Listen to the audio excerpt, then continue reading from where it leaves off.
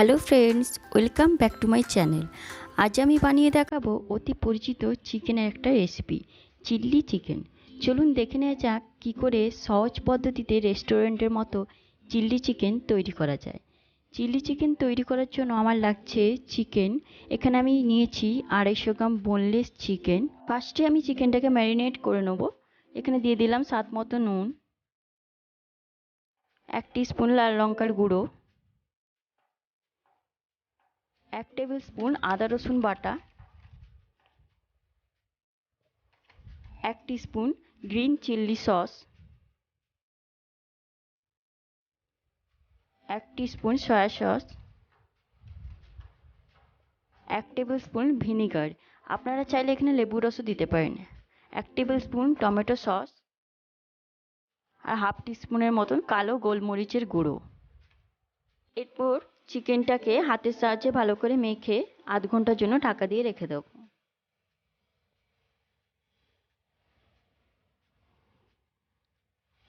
আমার আধ ঘন্টা হয়ে গেছে। এরপর এখানে আমি 1.5 টেবিল স্পুন কর্নফ্লাওয়ার আর 1.5 টেবিল স্পুন ময়দা দিয়ে দেবো। আমি এখানে ডিম দিইনি, আপনারা যদি চান তো তাহলে ডিম দিতে পারেন। সেক্ষেত্রে এখানে একটা ডিমের সাদা অংশটা দেবেন। আবারও হাতের সাহায্যে ভালো করে মেখে নিচ্ছি। দেখুন আমার প্রায় মাখা হয়ে গেছে, এরকম স্টিকি স্টিকি হবে। এরপর ওদিকে আমি গ্যাসটা অন করে কড়াইয়ে ডিপ ফ্রাই করার জন্য তেল গরম করতে দিয়েছি। তেলটা গরম হয়ে এসেছে দেখুন। এরপর এর মধ্যে আমি চিকেনের পিসগুলো দিয়ে দেবো।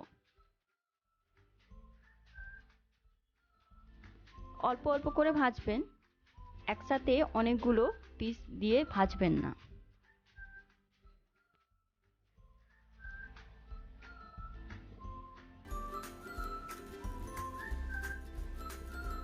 এভাবে উল্টে পাল্টে ভেজে নেবেন। হাই ফ্লেমে ভাজবেন না, মিডিয়াম টু লো ফ্লেমে ভাজবেন, না হলে পকোড়াগুলো উপরে ব্রাউন কালার ধরে যাবে আর ভেতরে কাঁচা থেকে যাবে। দেখুন আমার হয়ে গেছে। এরপর এটাকে আমি নামিয়ে নিচ্ছি। এরপর এর মধ্যে আমি বাকি পিসেসগুলো ভেজে নেব। বানানোর আগে আমি সব সসগুলোকে একটা বাটিতে মিলিয়ে নিচ্ছি। 1 টিস্পুন সয়া সস নিয়েছি, 1 টেবিল স্পুন টমেটো সস নিয়েছি, 1 টিস্পুন গ্রিন চিলি সস। আপনারা চাইলে রেড চিলি সসও নিতে পারেন। এবার ভালো করে মিশিয়ে এটাকে রেখে দেবো সরিয়ে। এরপর আরেকটা বাটিতে আমি 3 টেবিল স্পুন কর্নফ্লাওয়ার দিয়ে দিচ্ছি। তারপর 1 কাপ জল দিয়ে এটাকে ভালো করে গুলে নেব। গোলা হয়ে গেছে, এটা সাইডে রেখে দেবো। এরপর আমি বাকি তেলটা সরিয়ে 2 টেবিল স্পুনের মতো তেলটা নিয়েছি। ওর মধ্যে দিয়ে দিলাম 1 টেবিল স্পুন রসুন কুচি, 1 টেবিল স্পুন আদা কুচি। তারপর হাই ফ্লেমে আমি ভালো করে ভেজে নেব। এর মধ্যে আমি একটা মাঝারি মাপের পেঁয়াজ দিয়ে দিচ্ছি। পেঁয়াজটা ঠিক এইভাবে কাটবেন। এটাকে ভালো করে নেড়ে এর মধ্যে দিয়ে দেবো একটা মাঝারি সাইজের ক্যাপসিকাম। ক্যাপসিকামটাও সেম ওই পেঁয়াজের মতোই করে কাটবেন। এগুলো ভাজার সময় গ্যাসের ফ্লেমটা হাইতে রাখবো। এগুলো আমি বেশি ভাজবো না।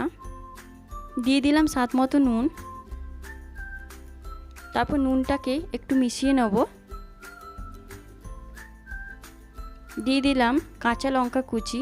ঝালটা আপনারা যেরকম খেতে চান সেরকমই দেবেন। দেখুন ভাজা হয়ে গেছে।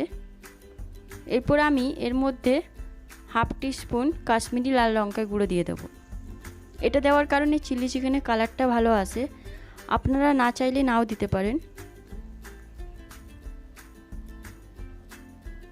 এরপর মধ্যে গুলে রাখা কর্নফ্লাওয়ারটা দিয়ে দেবো আর যে সসটা তৈরি করে রেখেছিলাম সেটাও দিয়ে দেবো।